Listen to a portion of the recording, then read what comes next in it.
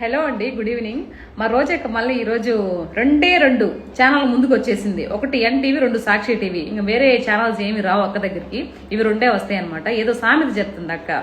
ఏరు దాటక ముందు ఏటి మల్లన్న, ఏరు దాటిన తర్వాత బోడి మల్లన్న, అదే మా జగన్ అన్న.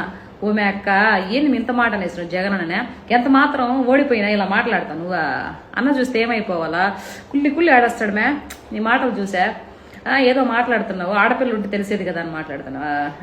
అందుకే నీకు ఆడపిల్ల ఉంది కాబట్టి రేపు లక్షల కోట్లు కట్టమిచ్చి ఎలా పంపించాలని ఆలోచించి ఎంపీగా ఎమ్మెల్యేగా ఉన్నప్పుడు వేల కోట్లు అంతా దొబ్బేసి వెనకబెట్టేసుకున్నావు.